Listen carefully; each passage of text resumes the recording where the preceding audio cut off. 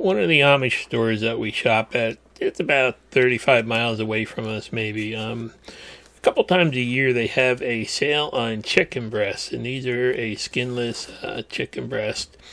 And it was, if you buy a 40-pound box of it, you get it for $1.39 a pound. So that's a really good deal because it really is good chicken. They do it a couple times a year, and we usually stock up the freezer. And so here it is. I just picked up a box yesterday. I ran down. They sent out an email and got all my vacuum bags out ready to go.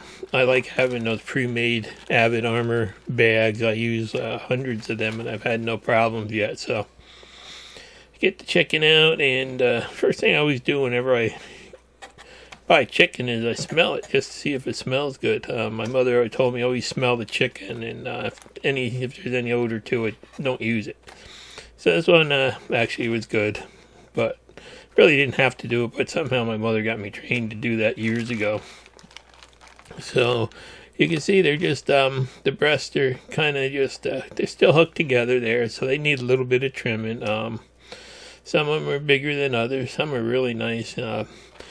And my wife likes using these bigger breasts she does a lot of stuffing on them, and we'll slice them up and put them on the grill with some Sweet Baby Ray's and stuff like that. But you can see some of these things are just massive, and it's always really, really good and tender chicken. So this is just, what we do with it when we buy it. So I'm just going to go through and I'm going to clean up 20 pounds of it first to start out with. When you're dealing with this much chicken, you want to make sure that you keep it cold at all times. You don't want to let this stuff get warm because bacteria can form really quick. So I just kind of brought it in, and I'm just going at it now as fast as I can. And you can see there's really not much cleaning up for how big these are, and I'm sure that they had to rip them out of the bird pretty quick here, so sell them for that price. But so there's another one, probably over a pound breast there. So this is how we get our chicken. My wife won't let me have chicken, so we wind up having to buy it all. And I don't eat the dark meat anyway. I just like the big white breasts, and my wife will eat some of the dark meat, so this really works good for me. So there's 20 pounds there, all cleaned up and ready to go into the freezer bags. That didn't take long at all. And having these pre-made bags, I bought, I think I bought 1,000 of them last year from that Avid Armor. Whenever they had a sale on them, I'd, pick up a couple hundred more. And I will tell you that I'm going to grab some more as soon as I can now that I'm using some more up, because these things, you can have a shortage in the middle of the summer this year again, I'm guessing. So, it'd be a good thing if you're going to do a lot of freezing and, even garden stuff and veggies. Just grab some now. I'll put some links down in the description to the ones I use. So I just stuff one breast in one big breast or two smaller breasts in each of the bags, and then I try to wipe a little bit off the inside edge where I'm going to seal it. You don't really have to, but I find it helps. And you can see I got my fingerprints from when you're dealing with chicken. Everything gets full of chicken, so you have to, after each batch, I constantly have to wash everything down and clean it up and get ready for the next batch. But this sealer here that I picked up last summer has really been doing a good job. It's slow. It's not the fastest thing at sealing. You can see this is a real time that it's running. And but I've never had a bad seal from it. So, and you can do one right after the next. So I've been real happy with it. And this was the Food Saver that I got at Costco to replace the old Food Saver that, basically didn't ever work right. This one actually does do a good job. And I'll run the first couple just to see if there's any liquid in there. And looks like I should be able to just let them run on their own now, because there's really not enough moisture to mess up a seal. So this is dealing with the first 20 pounds, and it probably takes about 20 minutes to get it ready for the freezer there. But you can see this food saver. I can run one right after the next without having to wait for it to cool down or anything like I did with the old one. That was kind of terrible, having to wait like 3 minutes between a seal.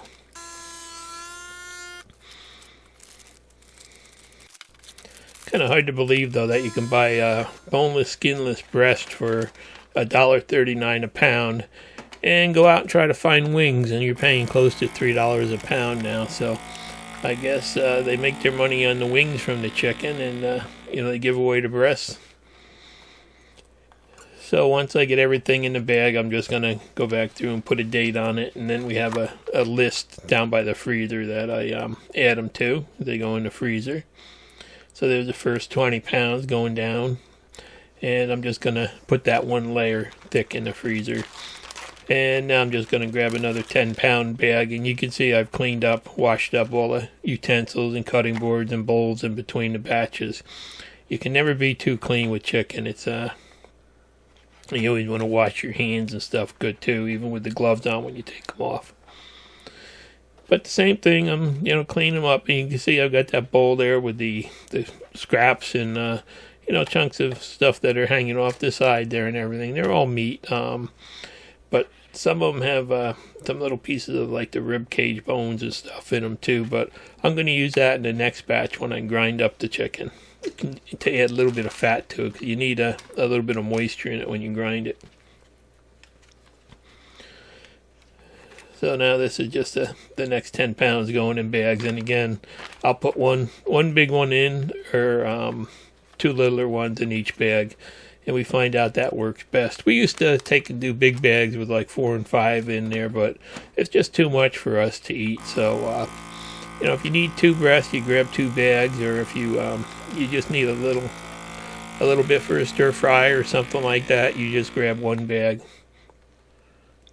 And there's the next 10 pounds going down in the freezer. And again, now it's time to clean everything up again and get going. And I'm just going to start by going through some of that stuff that I put on that plate, some of the trimmings there.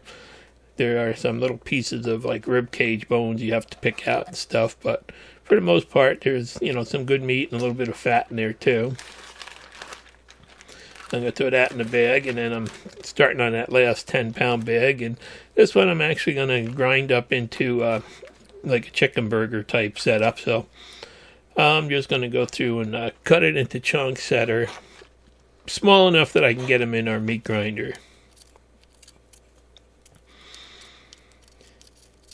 So that goes pretty easy. And you can see I'm still using those Cuisinart knives I got at Costco. And this knife here I actually use a lot for everything. And it hasn't even been sharpened yet. And it's still like brand new. I know I've seen some people say that the black stuff is coming off of theirs. But ours are still like new, so it must have something to do with the soap you use to wash them or something like that, or if you put them in the dishwasher or something. Because they stayed extremely sharp, and they all the finish is still on them. So it only takes a couple minutes to get that chopped up, and then I get out that old meat grinder that we've got. And for the chicken, I just use the coarse blade. I don't use the fine blade because it can get plugged up with the chicken, and it makes it a pain to do. So this will be good for if we want to make like tacos, or put some in chili, or make some chicken burgers, or sometimes my wife cooks some up for the dogs for a treat too. So it's nice to have some of it put away in the freezer. And if you go out to buy it, I mean, it costs you a fortune to buy it already ground, and this is so easy to do. And I mean, this is not an organic chicken. It's that One World chicken or whatever. It's under some standards, but they still have to use antibiotics and stuff like that. the only way to get away without that is to home grow it. So I got that ground up, and now I'm just going to start by putting it in bags. And I was lazy and I didn't go down and get the canning funnel out that I usually use, so I wound up kind of making a mess with that first bag. And that one's a little smaller. I'll do like a 12-ounce one for when she wants to treat the dogs and stuff. And then I'll do some that are about a pound. And just finally my wife saw me struggling and she went down and got the funnel. She's holding it so I can get it in the bags easy. So that makes it a little bit quicker to do. So, I just put it on the scale way out close to what I want, and just slap it in a bag. And these are the pint bags that I'm using here. These are nice size for just about a pound of hamburger or a pound of chicken, or a little smaller stuff. So with her help to hold everything and keep it clean, it went a lot faster, and it doesn't take long to get the bags all filled up there.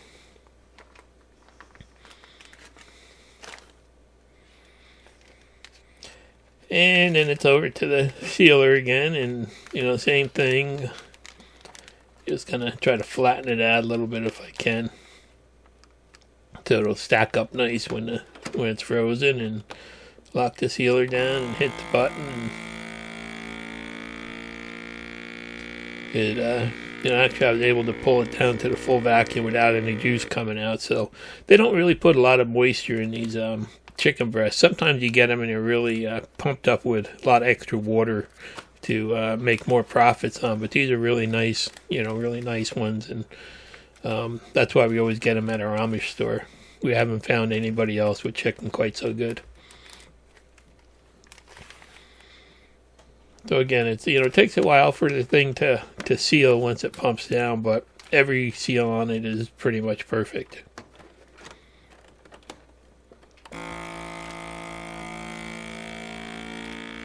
So this is how we fill our freezer up with meat. Whenever we find a good sale on it, we'll go out and we'll buy 20, 30, 40 pounds of it, process it like this, and throw it in the freezer. And with chicken, when you get done, you really have to scrub everything good with hot soapy water, and take that little tray out there in case any chicken juice got in it, and clean that all up. And down in the freezer here, you can see I've got it all laid out in one layer thick in the two freezers there. So it'll take about 24 hours to freeze. Then while I'm down there, right next to the freezers is that grow tent, and you can see there we still have tons of lettuce to eat. I thought by now it would have all been gone, but I'm kind of getting tired of salads. So this is how we get our meat. We don't buy little packs. We usually look for bigger packs like this where we can break them up and save some money in the long run and get higher quality a lot of times. And I just can't wait to get the seeds started now. Thanks for watching. Please subscribe.